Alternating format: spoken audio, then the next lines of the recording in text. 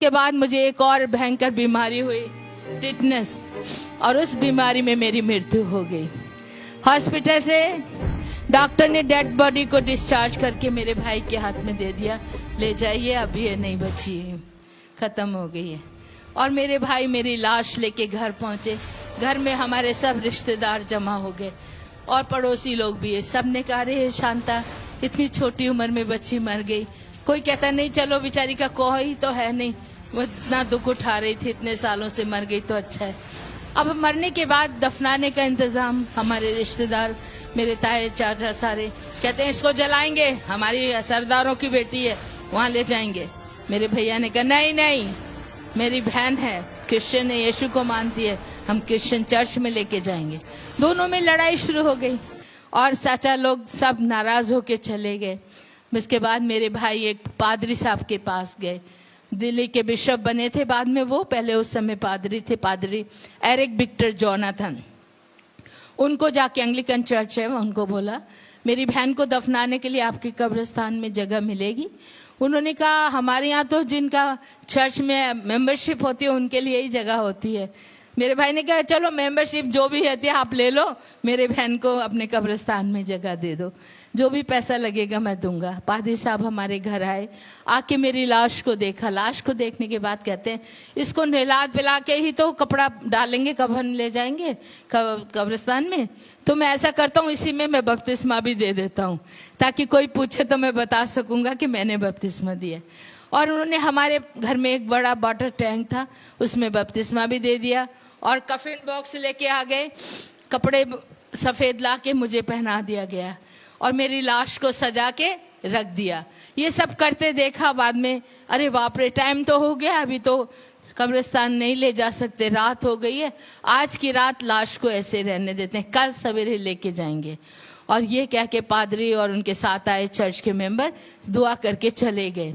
उनके जाते ही हमारे आस पड़ोस के लोग जो बैठे थे वो भी धीरे धीरे उठ के चले गए। मेरे ब्रदर साधु किशन सिंह अकेले थे और वहाँ पर उनको अच्छा नहीं लग रहा था, दुख भी लग रहा था, क्योंकि वो मुझे बहुत प्यार करते थे। मम्मी पापा के मरने के बाद मेरे भैया ने ही मुझे माँ का बाप का प्यार दिया था, वो ही मुझे पालते थे और उनको दुख भी लग रहा था। लेकिन कहते हैं आप क्या कर सकते हैं, जो हो गया हो गया, चलो अभी इस लाश के पास सारी रात क्या बैठूंगा मैं भी थोड़ी देर सो लेता हूँ। और इतना कह के मेरे भाई ने क्या किया, अपनी बाइबल ली और मेरे सिर के पास रख दी और स्वयं जाके अपने बेड में लेट गए। लेटने से पहले उन्होंने कहा प्रभु जी जो कुछ तूने किया अच्छा किया है, आगे जो तेरी मर्जी है कर, मेरी बहन की आत्मा को तेरे हाथों में सौंप देता हूँ। जैसे ही उन्होंने प्रभु को समर्पण किया करके और जाके वो सो गए, उनके सोते ही प्रभु ने अपना काम शुरू कर दिया। हालेलुया। अचानक मेरे रूम में एक बड़ी लाइट आई और लाइट के बाद दो एंजल दो तरफ आके खड़े हो गए, मेरे बेड के एक इस तरफ एक इस तरफ। और उन एंजलों ने, एक ने मेरा ये हाथ पकड़ा, दूसरे ने ऐसे हाथ पकड़ा। मैं बड़ी हैरान, मैं ये क्या है, इतने बड़े बड़े स्वर्गदूत क्या करने जा रहे हैं। और वो मुझे उड़ा के इसी तरह उठा के स्वर्ग की ओर ले चले। हालेलुया। बहुत सुंदर लग रहा था वो दृश्य, बादलों पर इस तरह मैं चल नहीं रही थी, हवा में उड़ रही थी। हालेलुया। और वो स्वर्गदूत मुझे बहुत सुंदर जगहों से घुमाते, बहुत खूबसूरत बगीचों में से लेकर तरह तरह के फल फूल और बड़ी सुंदर सुंदर लाइटें, रोशनियां जो इस संसार की नहीं स्वर्ग की थी मैंने देखी। और वहाँ बहुत से लोग सफ़ेद वस्त्र पहने, सिरों पर सोने के मुकुट लगे, प्रभु की महिमा स्तुति आदर सम्मान कर रहे। उन लोगों ने मुझे देखा, सब खुशी से मेरा आदर कर रहे। मैं हैरान, अरे ये लोग मुझे जानते हैं क्या। और वो उनको देखते देखते फिर प्रभु का दास लोग, स्वर्गदूत लोग मुझे एक बड़े से सोना का भवन था उसके सामने ले गए। वहाँ की सड़कें भी सोने की थी और उस पर चलकर हम उस बड़े हॉल के सामने खड़े हुए जाकर, और हॉल का दरवाजा अपने आप खुल गया, वो भी सोने का दरवाजा। अंदर देखा तो बहुत रोशनी, पूरी लाइट से भरा हुआ था। और फिर लाइट को थोड़ा ऐसे करके अंदर जाके देखती हूँ, इधर भी 12 सिंहासन, इधर भी 12 सिंहासन, उन पे कोई बैठे हुए थे। बीचों बीच में एक बहुत बड़ा सोने का सिंहासन था और उस सिंहासन पे यीशु मसीह बैठा था। हालेलुया। और मुझे उनके सामने ले जाके खड़ा कर दिया गया। पवित्र पवित्र सामर्थ्य परमेश्वर, युगानुगन जीवता परमेश्वर, ऐसे तरह था कि मैं वहाँ पर प्रभु के दूतों के द्वारा उनकी महिमा को सुन रही थी। जब मुझे सामने प्रभु के चरणों में रख दिया, स्वर्गदूत मुझे रख के पीछे हट गए और प्रभु का हुक्म सुनने के लिए सब लोग शांति हो गए, ऐसे देख रहे थे। मैं नीचे पैरों को देख रही थी प्रभु के, और मेरा मन खुशी से झूम रहा था। अरे वाह, मैं कितनी भाग्यशाली हूँ, मुझे सीधा स्वर्ग में प्रभु के चरणों में आना पड़ा है। और उसी वक्त प्रभु ने मेरी तरफ देखा और कुछ बोलना चाहते थे, लेकिन मैंने सोचा मैं भी प्रभु का चेहरा पहले देखूं, और वैसे करके आंखें उठा के उनके चेहरे की ओर देखना चाहा, लेकिन उनका चेहरा नहीं देख सकी। वहां पर एक बड़ा सा सूरज चमक रहा था, हालेलुया, और उनके इतनी रोशनी थी कि मैं यीशु के मुखमंडल को नहीं देख पाई। लेकिन उसी वक्त एक बड़ा मीठी आवाज से प्रभु ने मुझे मेरा नाम लेके पुकारा, कहा, बेटी शांता, तुझे ये जीवन मैं वापस लौटाता हूँ। तू दुनिया में जा और जाके सबको बता मैं ही जिंदा खुदा हूँ और मैं बहुत जल्दी आने वाला। हालेलुया। ये था, मुझे प्रभु ने दोबारा जीवन दिया। अपना सिर, मेरे सिर पे प्रभु ने अपना हाथ रखा और मुझे नीचे की ओर धकेल दिया, और मुझे ऊपर से एकदम नीचे गिरना शुरू हुआ, और गिरते गिरते गिरते गिरते एकदम नीचे पहुंची। जैसे ही मैंने पैर जमीन पे रखे, आंखें खुल गई। आंखें खोल के देख रही हूँ मैं कहाँ हूँ, कहाँ आ गई। देखा तो वो मेरा ही बेडरूम था, लेकिन कैसे गिरी हूँ, कहाँ से गिरी हूँ। फिर ऊपर की तरफ देखा तो ऊपर आकाश खुला हुआ नजर आ रहा था। हालेलुया। पूरी हमारी छत खुली हुई और ऊपर से एक बड़ी लाइट मेरे ऊपर फोकस हो रही थी, जैसे कोई ऊपर से बड़ी लाइट जला के मेरे ऊपर चाहे वो कर रहा है, और वो स्वर्ग तक वो लाइट जा रही थी। और उसे देखते मैं जोर जोर से अपने भाई साधु किशन सिंह को बुलाना शुरू कर दिया, भैया जल्दी आओ, भैया देखो स्वर्ग खुला है, प्रभु जी मुझे वापस दुनिया में छोड़ के जा रहे हैं। उन्होंने मेरी आवाज नहीं सुनी। मैं उनके पास जाके उनको उठाया, भैया उठो, भैया उठो। मेरे भाई आंखें बंद करके बोलते, कौन है तू, कौन डिस्टर्ब कर रही। मैं क्या, मैं शांता। कहते, ले शांता तो मर गई है, उसकी लाश उधर पड़ी है, तू कौन है, अपना नाम बता। मैं क्या, भैया मैं मर गई थी लेकिन अभी जिंदा हूं क्योंकि यीशु मसीह ने मुझे जिंदा किया। उनको कहानी जैसी वो लगा, सपना जैसा लगा। मैंने कहा, आप आंखें तो खोलो, मैं इधर खड़ी हूँ। उन्होंने आंखें वैसे मल के मुझे देखा, और उस समय रोशनी नहीं थी रूम में, 4 o'clock मॉर्निंग, अर्ली मॉर्निंग का टाइम था। मेरे भाई ने जैसे ही मुझे देखा, वो सफ़ेद कपड़े ना कफन वाले पहने हुए थे, और उस कपड़ों से एक तरह की लाइट निकल रही थी, क्योंकि आत्मा का वो था मेरे ऊपर वरदान। और जैसे ही मेरे भाई ने मुझे देखा, वो डर के उठ के दूसरी तरफ जाके खड़े हो गए। कहते, तो रुक जा, तू शैतान है, भूत है, भूतनी बन के आ गई है, मेरी बहन मर गई है, भूतनी बन के आ गई है। वो कहते हैं, शैतान चली जा यहाँ से। मैं क्या, भैया मैं शैतान नहीं, शांता हूँ, आपकी बहन हूँ। लेकिन उनको विश्वास नहीं हो रहा। वो जल्दी से गए मेरे बिस्तर पे, जहाँ पे मेरी लाश पड़ी थी, वहां से चादर हटा के देखते हैं वाइट चादर है, लेकिन मेरा शरीर वहां नहीं था, मतलब मेरा लाश नहीं है। वो मेरी लाश को ढूंढ रहे हैं इधर उधर रूम में। मैंने कहा, भैया आप क्या ढूंढ रहे हैं, मैं तो आपके पीछे खड़ी हूँ, मुझे देखो। कहते, तू खड़ी हो जा, दूर रहे, मेरे से पास मत आ। मैं क्या, हाँ क्यों, क्या है बात है। तो उनको लग रहा था कि मैं भूतनी हूँ। बाद में कहते, मैं छू के देखूंगा, क्योंकि भूत के तो शरीर नहीं होता है, उसको पकड़ो तो हाथ में नहीं आता है ना। तो उन्होंने कहा, मैं छू के देखूंगा। मैंने कहा, ये लो देखो। मैंने ऐसे हाथ कर दिया। मेरे भाई ने डरते डरते मेरा हाथ पकड़ा। हाथ पकड़ते ही उनके हाथों में मेरा उंगलियों का स्पर्श हुआ, और वो कहते, अरे सच में तू तो शांता ही है। मैं क्या, वही तो मैं कह रही हूँ, मुझे यीशु मसीह ने जिंदा किया है। इतना सुनते मेरे भाई उसी वक्त नील डाउन होके प्रभु का धन्यवाद करने लगे, और मैंने उनको सब बताया स्वर्ग में कैसे कैसे मैंने क्या देखा और प्रभु ने कैसे मुझे वापस भेजा है। वो कहते, मैं पादरी को जाके बता के आता हूँ, नहीं तो उन्होंने कब्र खुदवा देनी है। वो दौड़े दौड़े गए पादरी क्या। पादरी कहता है, अरे भाई इतना जल्दी, अभी तो टाइम लगेगा, कब्र खुदवाएंगे, थोड़ा ठहरो। कहते, नहीं अभी आपकी कब्र की जरूरत नहीं है। क्यों? मेरी बहन को यीशु मसीह ने जिंदा कर दिया।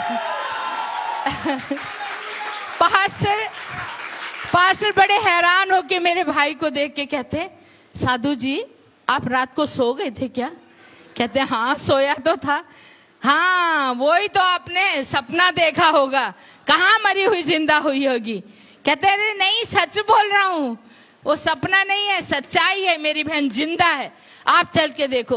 और पादरी साहब को खींच के लेके आए, चलो चल के देखो। पास्टर ने आके मुझे खड़े देखा, आंखें खुली की खुली रही। कहते अरे ये शांता कल लाश पड़ी थी, आज खड़ी हुई है। हालेलुया। और मैंने कहा पास्टर जी, प्रभु ने मुझे भी जीवन दिया है। ओ बड़े खुश हो गए। कहते हैं इस बाइबल से मैंने हजारों बार प्रचार किया। 4 दिन का मरा हुआ लाजर यीशु मसीह ने जिंदा किया, जारस की बेटी को यीशु ने जिंदा किया, और विधवा के बेटे को। वो यीशु कल और आज हमेशा हमेशा एक जैसा है।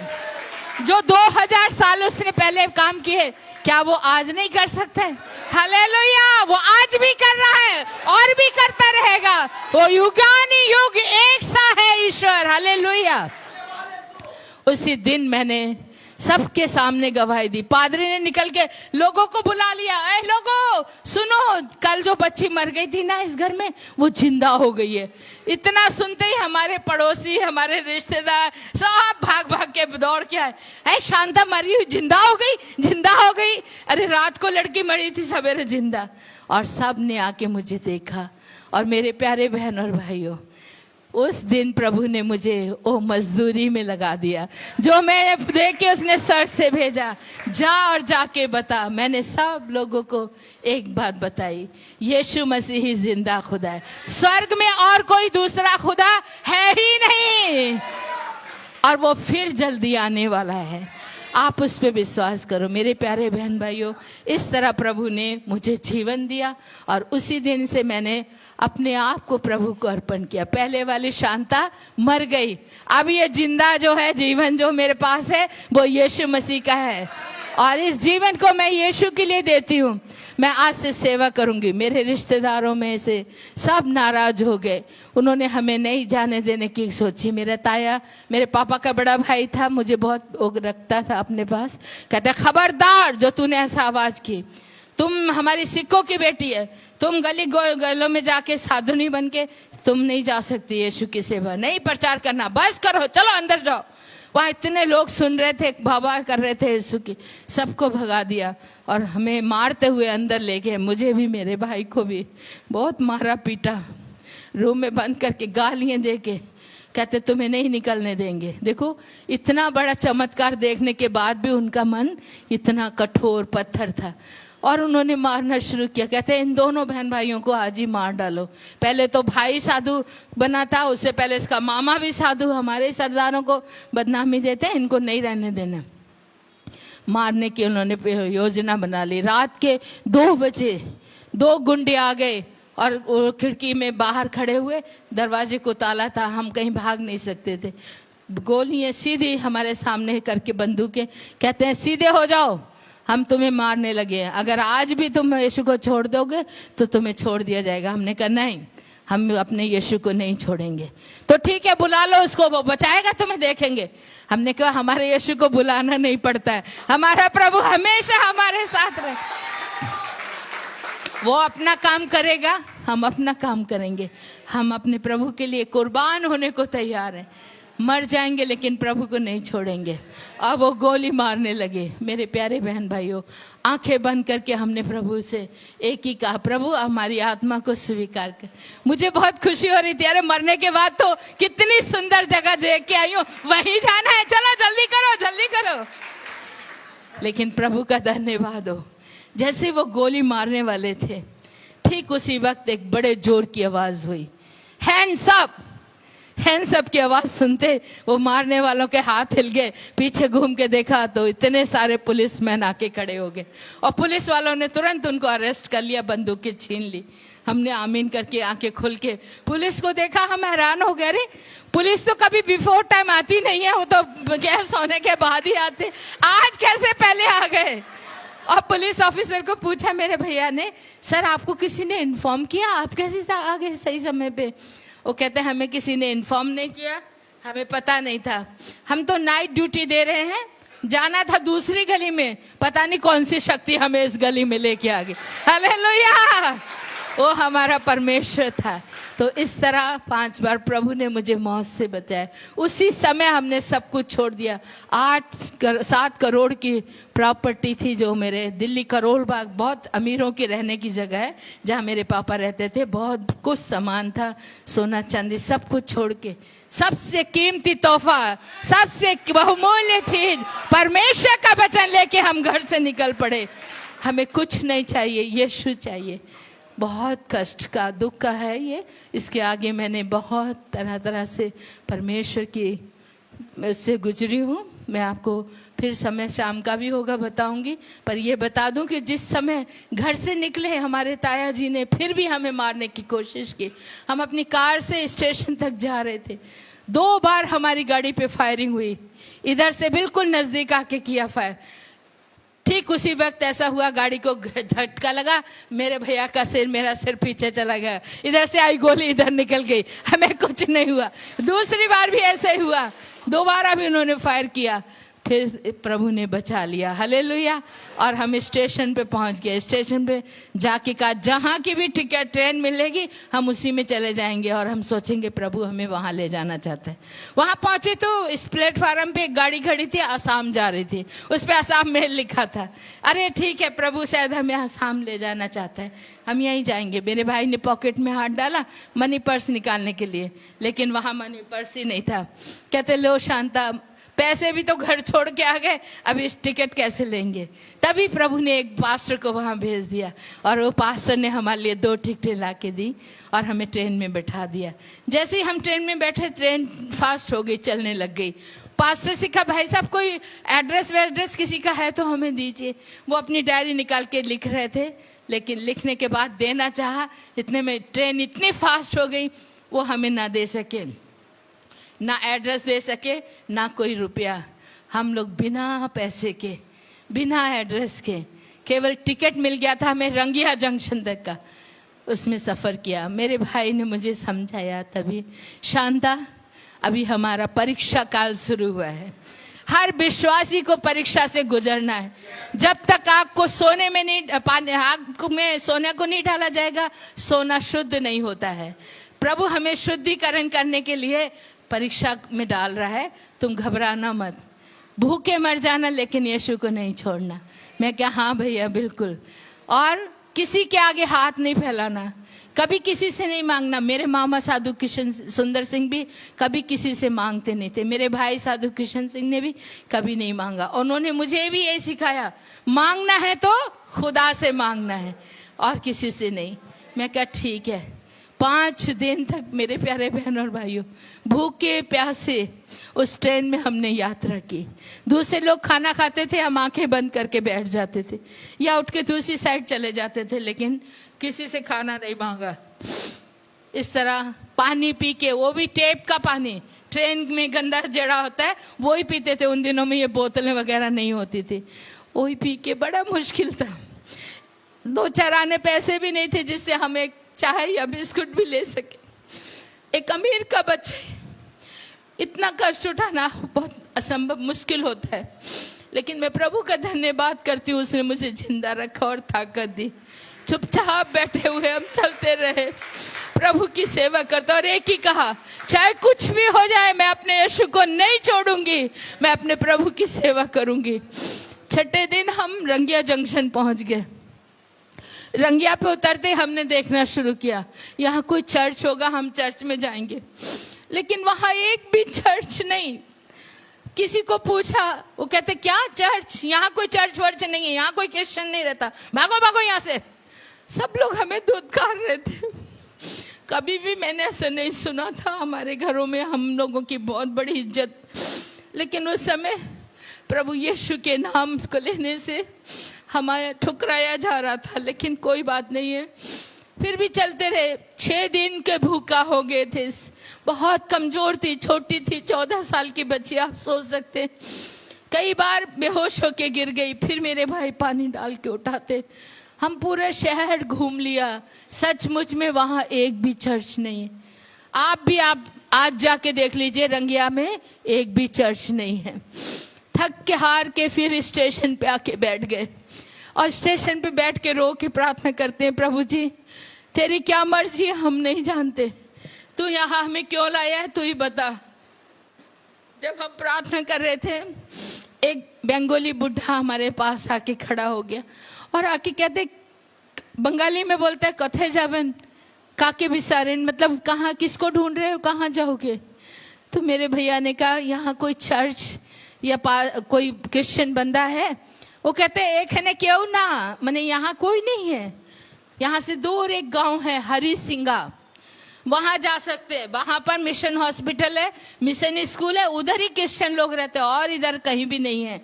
जैसे सुना मेरे भाई को मुझे अच्छा लगा, ठीक है बड़ी बढ़िया बात है। कैसे जाते हैं? वो कहते हैं वो सामने टैक्सी खड़ी है, बस खड़ी है, वहां जाओ, वहां से सीधा बस लेके जाएगा। लेकिन बस में जाने के लिए हमारे पास पैसे नहीं है। मेरे भाई ने उनको कहा भैया कोई पैदल चल के जाने वाला शॉर्टकट है तो बताओ। कहते हाँ हाँ है ना, रेलवे लाइन के ऊपर चल के जा सकते। रेलवे लाइन के ऊपर? कहते हाँ। कितना होगा? नहीं ज्यादा नहीं है, 10 किलोमीटर ही है। क्या बोला? ज्यादा नहीं है, 10 किलोमीटर।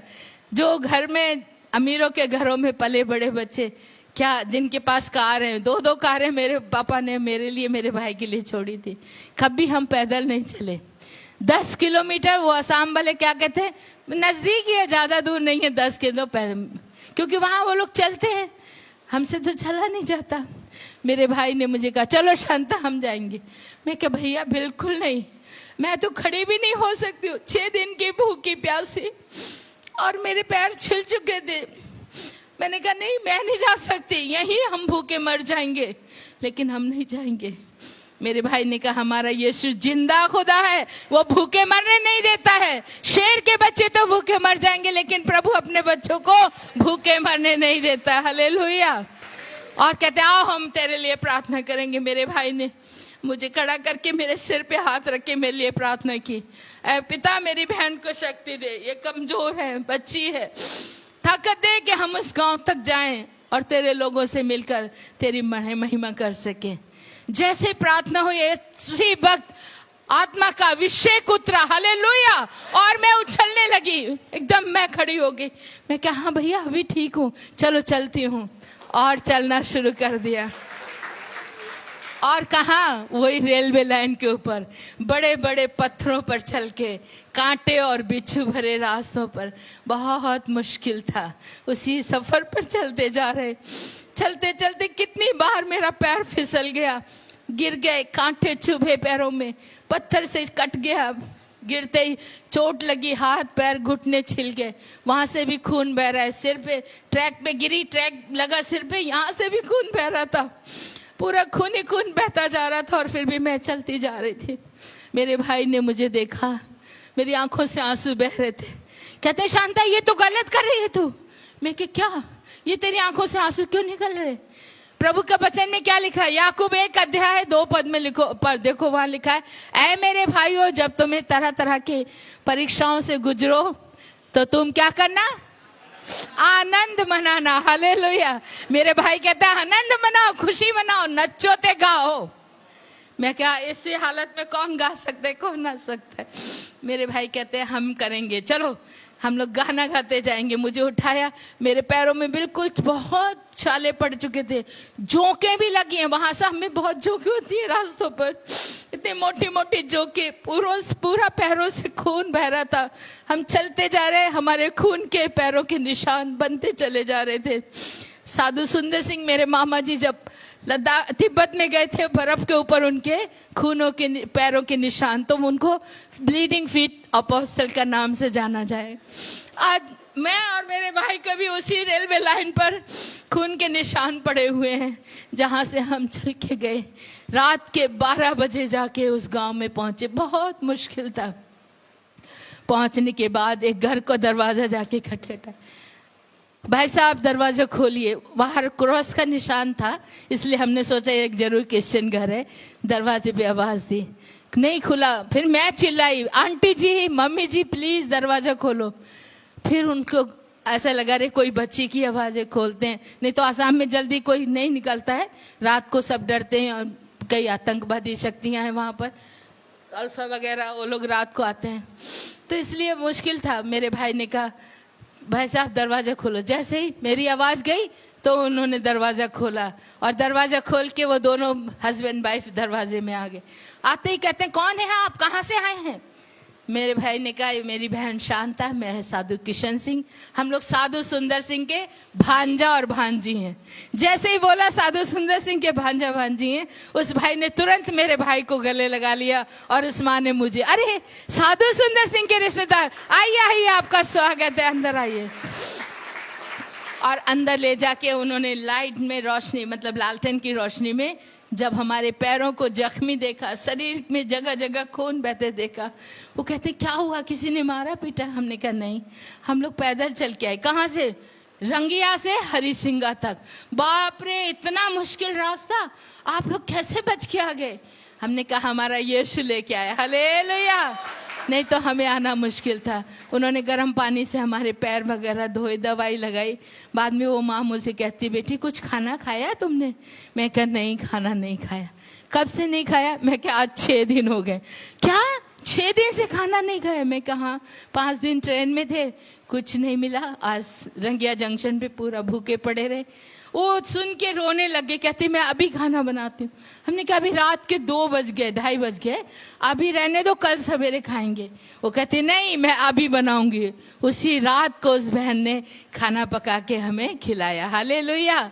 इस तरह वहाँ आसाम में हम पहुँचे, और प्रभु ने हमें वहाँ पर बहुत जगह जगह पर बड़े दुखों के बीच से निकाल कर वहाँ पर हमारी सेवकाई को बढ़ाया। अभी भी हम वहीं हैं, और वहाँ पर हमारे पास अभी प्रभु ने एक आश्रम दिया है। भाई राय जाके देख कर आए हैं, और यहाँ से और भी 2-3 लोग गए, हमारे आश्रम को देखा।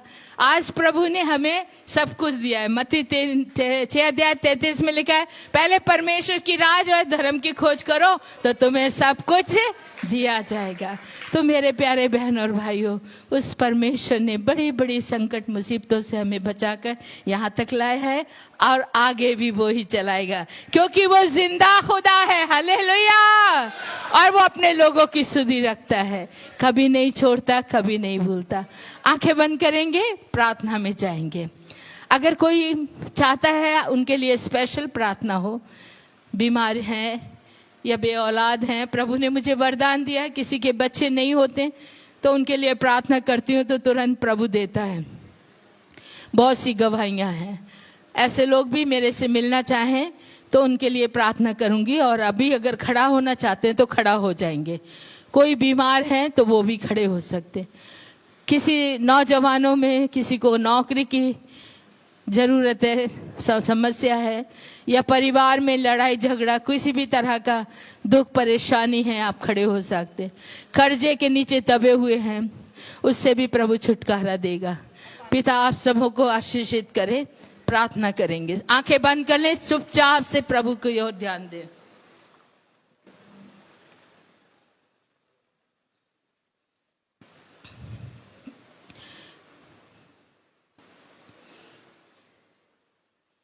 आइए हम आंखें बंद करेंगे और प्रभु से प्रार्थना करेंगे। इन सभी विषयों के लिए स्पेशल प्रार्थना, मेरे बाद में फिर पास्टर आएंगे, वो प्रार्थना करेंगे। Hallelujah, hallelujah, hallelujah. सर्वशक्तिमान सृष्टिकर्ता पिता परमेश्वर, स्वर्ग और पृथ्वी का अधिकारी, हर तरह के अधिकार प्रभु आपके हाथ में सुरक्षित हैं, और आप हर तरह के दुखों से छुटकारा देने वाले, जीवन देने वाले, मुक्ति देने वाले, शांति देने वाले, पापों से क्षमा देने वाले, चंगाई देने वाले, जीवित समार्थी परमेश्वर। प्रभु मैं इस समय इस सभी बहन भाइयों को जो यहाँ पर खड़े हैं, किसी भी तरह की इनकी समस्याएं हैं, परेशानियां हैं, दुख हैं, मुसीबतें हैं, प्रभु इनसे इनको छुटकारा दे, क्योंकि पिता परमेश्वर मैंने अपने अनुभव से जाना है कि तू जिंदा खुदा है, तू सुनता है दुआ को, तू पूरा करता है हर एक की मुराद को। यहाँ उपस्थित एक एक को प्रभु तू अपनी आशीष से परिपूर्ण कर दे, हर एक को प्रभु तू छू और उनको आशीर्वाद दे, बीमारियों को छू प्रभु और उनको चंगाई दे। अगर कोई दुष्ट शक्तियां परेशान करती है, इसी वक्त यीशु के नाम से मैं हुक्म देती हूँ, दूर हो जाए। प्रेमी पिता परमेश्वर आशीर्वाद दे, इस कलीसिया को बहुतायत से आशीष दे। प्यारे पिता परमेश्वर, कलीसिया के पादरी साहब, सिस्टर और यहाँ जितने भी सेवक तेरे हैं, इन सभी सेवकों को प्रभु जी बहुतायत से आशीष प्रदान कर। इस प्रोग्राम में जितने लोगों ने सहयोग दिया उनके लिए भी प्रार्थना है प्रभु, उनको भी आशीषित कर। दयालु पिता परमेश्वर सबके साथ हो, अपने नाम की महिमा होने दे पिता परमेश्वर। अद्भुत चमत्कारी हाथों को रख, छू ले पिता, छू प्रभु हर एक को, एक एक के ऊपर तेरे करुणा का हाथ रख दे पिता, और ये चंगाई तेरी ओर से उतरे। यीशु मसीह तू महान जीवित परमेश्वर, दया कर प्रभु जी, दया कर। जो बहनें बांझ अपने आप को कहती हैं, कहलाती हैं, उनको तू छू प्रभु जी, अपनी आशीष से परिपूर्ण कर पिता परमेश्वर। वो भी संतान प्राप्ति करके प्रभु तेरे नाम को महिमा आदर सम्मान दे सके। थैंक यू जीसस, धन्यवाद प्रभु। प्रार्थना को सुनने के लिए तेरा धन्यवाद करती हूँ, यीशु मसीह के नाम से मांगते, आमीन, हालेलुया।